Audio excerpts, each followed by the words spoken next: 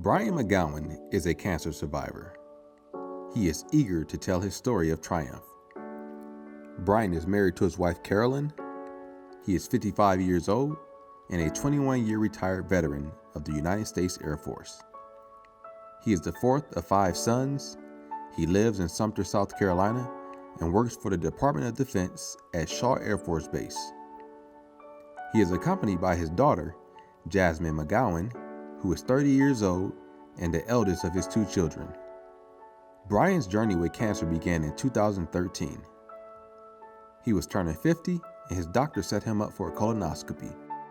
His results were great and he would not have to see him for another 10 years. However, my PSA numbers were up, which were my blood levels to measure my prostate. And he said the normal number is 0 to 4. And I said, well, what is my number? And he said 26. And he said, normally when it's that high, it's an infection. And so they put me on pills for 30 days, did another test, and it dropped it down to 23. So then he sent me to a urologist who did a biopsy. And shortly after the biopsy was completed, and that's when I found out that I had cancer. It was diagnosed July 2nd, 2014. Following the diagnosis, I had first surgery, and they actually removed the prostate. After that, without a prostate, you're not supposed to have a PSA number. So my number gradually fell, and it kind of went down. It zeroed out, which is what they wanted. It almost zeroed out. And then they said, well, there's still some cells around the outer edge, so that is why they did radiation next. So I had 39 radiation treatments. Following the 39 radiation treatments, the number started to drop, and then it zeroed out a couple of years later. Back then, I was reading an Old Testament verse and a New Testament verse in the Bible. So every night before I go to bed, I would read an Old Testament and a New Testament. So I was diagnosed July 2nd, 2014, which was a Wednesday. So after I got back from the hospital, I just blindly, and I wouldn't have a particular verse that I would read. I would just flip through the Bible, and wherever it landed, that's where I would read. And so I flipped through the Bible, and I blindly put my diagnosis in the Bible, knowing that later on that night I was going to read. And so I went to the church, and they had Bible study, and I told them what happened. The pastor prayed for me. I told my wife also. And when we came back home later on that night, when I opened the Bible to where the diagnosis had fallen, it had fallen John, and in the 11th chapter of John. And so when you get down to the 4th verse, it says, "This sickness is not unto death, but for the glory of God, that the Son of God might be glorified thereby." And that is where I laid my hat, and that is what I believe. And prayerfully, I'm glorifying God right now. So. That is not the end of his story. Jessamine is proudly sitting next to her dad. She is there for moral support, and I also have my own story. It started in about 2014, I believe. I woke up one morning and I felt a lump in my breast, and I was automatically terrified. Went to the doctor. They looked at it. They're like, "Oh, you're young. You're only 24. We don't think it's anything. We'll just do surgery and remove it." Didn't have insurance at the time, so I just kind of waited on it. Fast forward about a year and a half, it had gotten to be the size of a grapefruit. Still didn't think it was anything. But they want to do a biopsy just to be sure. Did the biopsy, and it ended up coming back as stage 2 invasive ductal carcinoma, which is the most common form of breast cancer. There is a wide gamut of emotions people experience at their diagnosis. Jessamine now revisits that moment. I was actually kind of at peace with it. I was more worried about my family than myself, but I was okay with it.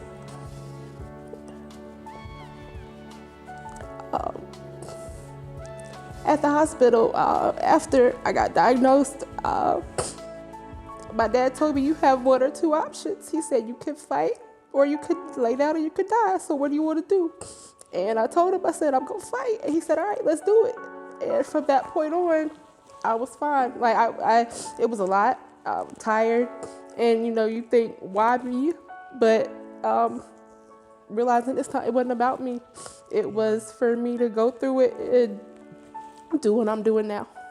And bring awareness. No one, never as a child would I think at 26 I would have to go through something like that. But it made me a better person for it. I learned a lot about myself, and I'm still learning a lot about myself after going through it. But if I can beat cancer, I can do anything at this point. That's how I feel. Jessamine recaps the timeline in which her dad had undergone surgery in relation to when she was diagnosed. Bryan had surgery in August of 2014, and Jessamine was diagnosed in October of 2015. That was just over a year from her dad's surgery. Listen in as Jessamine continues her story. I thought it was gonna be good. Sorry. It's okay. I thought it was gonna be good. You good. You good. Bryan uses this opportunity to comfort his daughter and continue his story. After my number zeroed out, it stayed zeroed out for 3 years. And so the number started to climb. And so about a year and a half ago, it went up to a 0.2. And then the doctor checked me 6 months later, it went up to a 0.25. Then he said, well, let's check you every 3 months. So it went to a 0.3, 0.05, and then it went up to a 0.7. And after it went up to a 0.7, the next step was I asked the doctor, the urologist, I said, now, once it gets to 0.7, have you ever seen it drop? And he said, no, I've never seen it drop. Once it starts climbing, he kind of just shook his head. And he said, I've only seen it happen one time. And then I looked at him and I said, well, I'll be your second. And so in December, I had a blood test, and they read it in March of this year. And it dropped from 0.07 all the way back down to 0.01. And that was April the 10th, I got that report. And the doctor, he just said, I can't believe these numbers. I've never seen this happen before except for that one person. And he was so excited, he took me out, showed me on the computer where my numbers had started to rise and then got to the 0.07 and dropped down. And he said, you've had radiation? I said, I've already had my radiation. And he said, well, something kicked in. And he said, I can't explain it. And that's when I told him, yes, prayer. And so right now I'm at the 0.01, and he told me I don't have to come back for another 6 months. Jessamine provides details of her story and shares where she is currently at on her journey. Most people, when they're diagnosed, they do surgery first to remove the tumor. You may or may not do chemo, you may or may not do radiation. My tumor was so large that I had to actually do chemo first. Initially, it was 11 by 9 centimeters big. After doing 8 rounds of chemo, they shrunk it down to, I believe, about 7 by 5, I believe. And so after that, I had a partial mastectomy and did 37 rounds of radiation. Even after that, I had to go to physical therapy because I developed lymphedema from the removal of my lymph nodes. Also had to do a year of hormone therapy because the type of cancer that I had was actually feeding on my hormones. I still get a shot every 3 months.